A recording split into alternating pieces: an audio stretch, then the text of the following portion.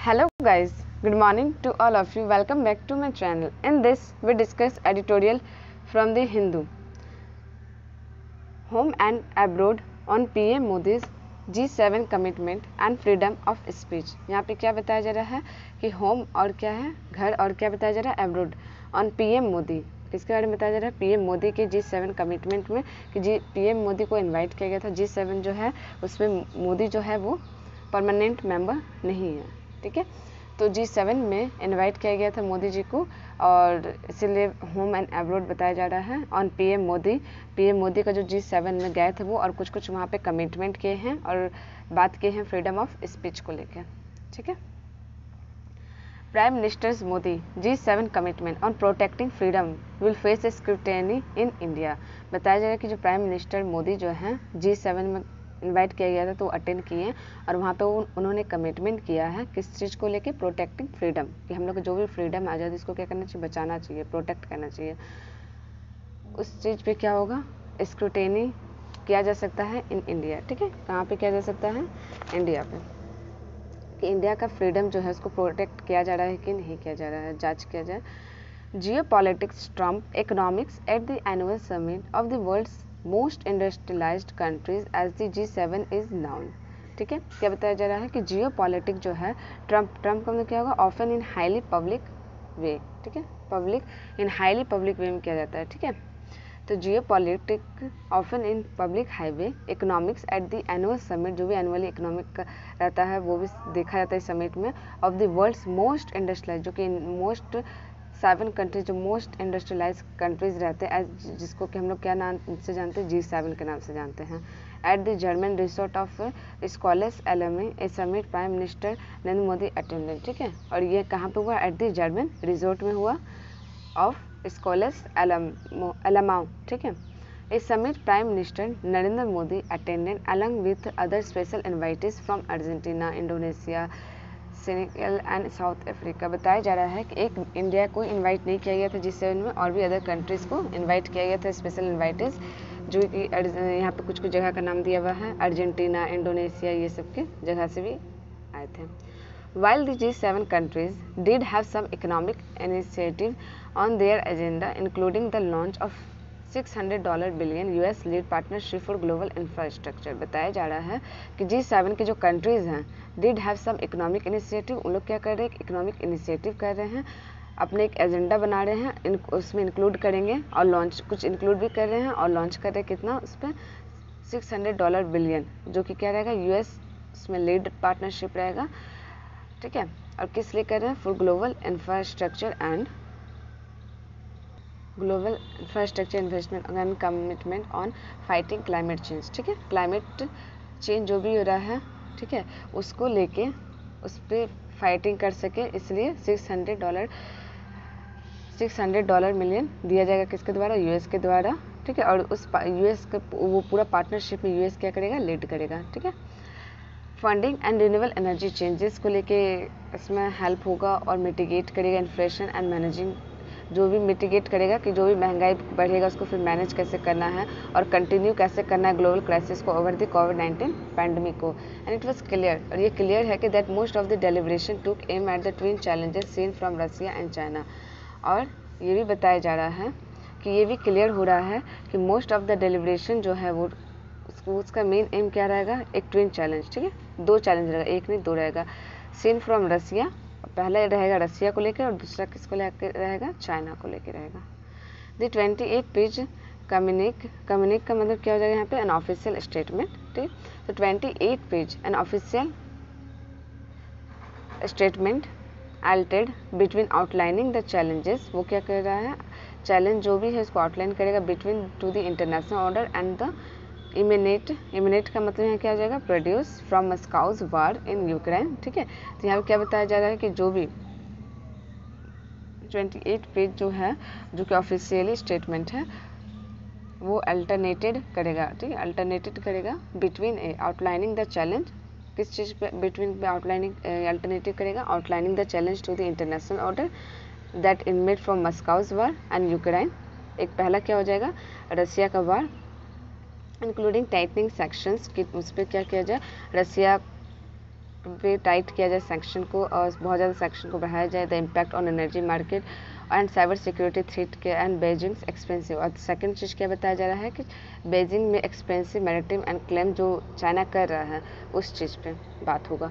Right violation वहाँ पे हो रहा है एंड अनसस्टेनेबल डेब्ट क्रिएशन हो रहा है इन लोअर इनकम कंट्रीज पे। तो समझ में आ गया, पहला किस बोल रहा है चाइना पे और रसिया में, दूसरा किस बोल रहा है चाइना पे। ठीक है, चाइना पे किस लिए हो रहा है, क्योंकि वो क्या कर रहा है, बेजिंग में अपना एक्सपेंसिव कर रहा है, मैरिटाइम क्लेम कर रहा है, राइट वॉल्यूशन कर रहा है। और रसिया को तो पता ही है, रसिया यूक्रेन वार की वजह से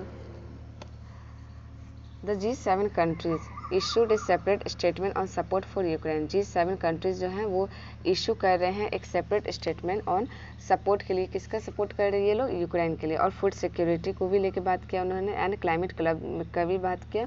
in additional the G7 and special invited partner, in additional अगर देखें तो G7 और जो भी स्पेशल इन्वाइटीज है वो लोग क्या रहेंगे, पार्टनर रेजिलियंट डेमोक्रेसीज हैं एंड कमिटिंग टू फ्री, वो लोग क्या कर रहे हैं, कमिट कर रहे हैं कि to free and fair election करवाएं, प्रोटेक्ट कराएं फ्रीडम ऑफ एक्सप्रेशन को एंड जेंडर एम्पावरमेंट करवाएं।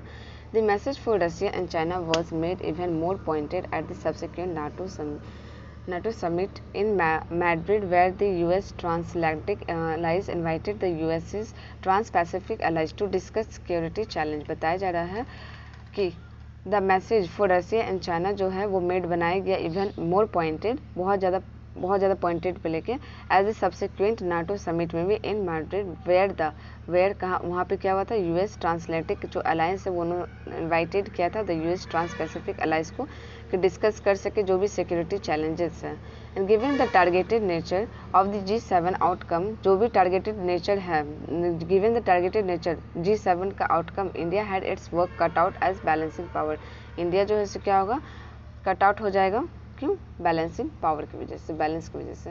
Prime minister Narendra Modi made it clear that it is a developing world that needs the most support including to weather the knock on effect of Russia Ukraine conflict. Prime minister Narendra Modi जो है उन्होंने clear cut कर दिया है कि हम लोग क्या है, डेवलपिंग वर्ल्ड है, हम लोग को ज़रूरत पड़ता है, बहुत ज़्यादा ज़रूरत पड़ता है सपोर्ट का, including to weather the knock on, हम लोग किधर नॉक ऑन करें, और जो भी इफेक्ट पड़ता है रशिया यूक्रेन कॉन्फ्लिक्ट को लेकर बहुत ज़्यादा हम लोग इफेक्टिव हुए हैं।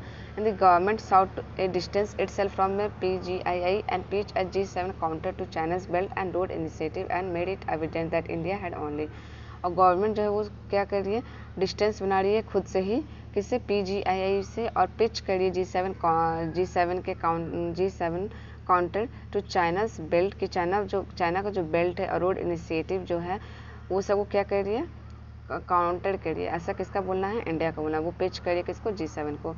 एंड मेड इट एविडेंट, और आप क्या कीजिए, मेड एक बनाइए evident that India had only, India ही सिर्फ sign on the statement on resilient democracies and just energy transition and not the main statement castigating Russia and China much like Mr. Modi had and the earlier BRICS summit, जो भी earlier क्या हुआ था, BRICS summit हुआ था, उसका भी यहाँ पे राइटर ने बात किया है कि वहाँ पे क्या था, stay away from president Putin and president Xi stringent criticism of the west, कि ब्रिक्स समिट में भी गए थे तो वहाँ पे क्या था, मोदी स्टे अवे थे, किससे, प्रेसिडेंट पुतिन जी से और प्रेसिडेंट जी स्ट्रिंगनेंट क्रिटिसिज्म, क्यों, क्योंकि जो चाइना के प्रेसिडेंट और प्रेसिडेंट ऑफ रसिया वो दोनों क्या कर रहे थे, क्रिटिसाइज कर रहे थे किसको, वेस्ट को, तो उससे क्या था, इंडिया स्टे अवे था।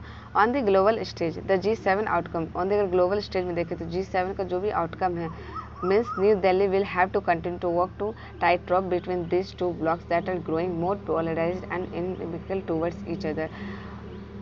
क्या बताया जा रहा है कि G7 का जो भी आउटकम रहेगा, ठीक है, mean new Delhi will have, new Delhi इसको क्या करना है, न्यू दिल्ली को कंटिन्यू करना है कि उस पर चले और उसको टाइट रॉप रखे between this two bloc that are, जो कि बहुत ज़्यादा, दो कंट्री जो बहुत ज़्यादा polarised and inimical toward each other हो रहे हैं, इसीलिए बहुत संभल के इंडिया को बढ़ाना पड़ेगा।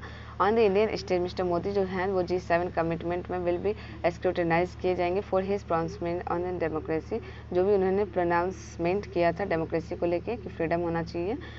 तो ऑफकोर्स ये बात अगर हम बोलेंगे तो ऑफकोर्स बाहर वाला कंट्री तो सोचेगा कि ये बोल रहे, इसका मतलब ये खुद की कंट्री में बहुत ज़्यादा फ्रीडम दी होंगे, तो ये चीज़ स्क्रूटिनाइज हो गई। And is written assurance that the government will protect, और उन्होंने क्या किया था, एक रिटन एश्योरेंस दिया है कि गवर्नमेंट जो है वो प्रोटेक्ट करेगा सिविक सोसाइटी को और फ्रीडम ऑफ एक्सप्रेशन को एंड थॉट को और कॉन्शियस रिलीजन्स और बिलीफ को भी विच आर फेसिंग चैलेंज, जो कि बहुत ज़्यादा फेसिंग कर रहे challenge with in the country में जो भी बहुत ज़्यादा चैलेंज को फेस किया जा रहा है। ठीक है, उसको क्या क्या है मोदी क्या करेंगे, उसको प्रोटेक्ट करेंगे। समझ में आ गया? तो ये सब सारा चीज़ क्या है, कुछ कुछ सिंपल लॉजिक है कि G7 हुआ था। G7 में क्या बताया जा रहा है, यहाँ पे राइटर क्या कर रहे हैं, कुछ कुछ इधर उधर का भी एग्जाम्पल ले रहे हैं। जैसे कि ब्रिक्स का एग्जाम्पल लिया कि वहाँ पे मोदी जो है वो क्या थे, स्टे अवे थे किससे, पुतिन जी से और जी से, जो कि वेस्ट का क्रिटिसाइज कर रहे थे। इट मीन क्या कर रहे हैं, ये सपोर्ट इधर भी कर रहे हैं, कहीं कहीं सपोर्ट वेस्ट का भी कर रहे हैं। ठीक है, और ये भी इन्होंने बताया फिर कि ब्रिक जो G7 जो भी बोले हैं करने के लिए, उसके पाथ में हम लोग चलेंगे, न्यू दिल्ली उसके पाथ पे चलने का ट्राई करेगा।